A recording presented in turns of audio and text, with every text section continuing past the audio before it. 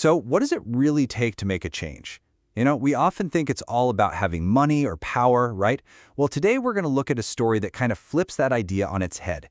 It proves that the most powerful tool you have might be something you've already got, even when your pockets are totally empty. Our story kicks off with a pretty stark reality. The person at the very center of this whole fight, she doesn't have the formal credentials, she doesn't have the financial backing, and that's a situation where, let's be honest, most of us would probably just think, what can I even do? But that's not the whole picture. Not even close. Her real power isn't hanging on a wall in a frame, and it's not sitting in a bank account. It's something way more fundamental, something every single one of us has, a voice. And, just as important, the will to actually use it. So let's talk about who this person is. She is, for sure, an unlikely advocate. We're not talking about a seasoned lobbyist or some big-time philanthropist here. Nope.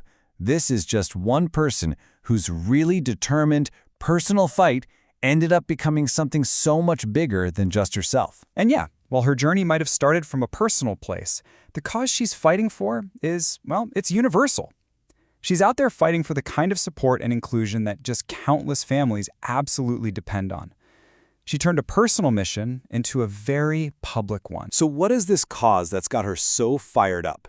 To really get the why behind her fight, we've got to talk about something called FASD. She's an advocate for people affected by fetal alcohol spectrum disorder, or FASD. Now, this is a lifelong condition that can impact things like learning and behavior, and it requires way more than just a diagnosis. It demands real support systems, genuine inclusion, and, honestly, understanding from the entire community. Okay, so how does she actually fight for this cause? How do you create real, tangible change when you don't have those formal resources? This is the absolute heart of what it means to be an empty pocket advocate. Her toolkit really demystifies the whole idea of advocacy. It's not complicated, it's not expensive.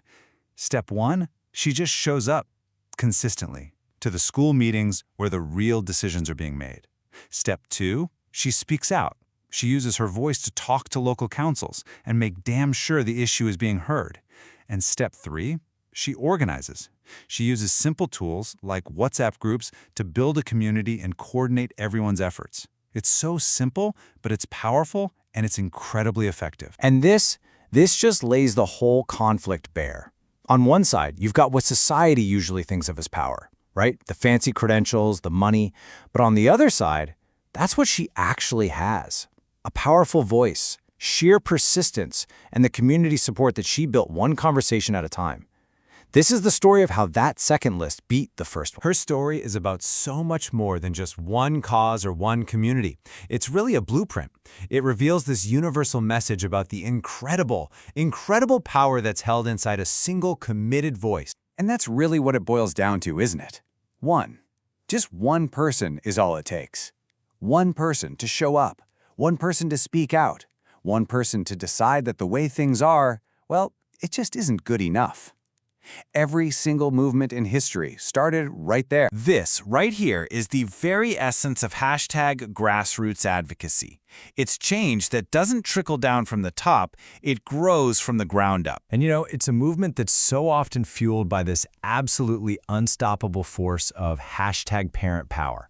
That relentless, love-driven fight you have for your kid's future. In all of it, every piece of this story proves one ultimate takeaway. #every voice matters. Her story shows you that you don't need a fancy title or a trust fund. You just need your voice. So, this advocate, she found her power in her voice. And that really just leaves us with one final question to think about. What's yours? Thanks for joining us.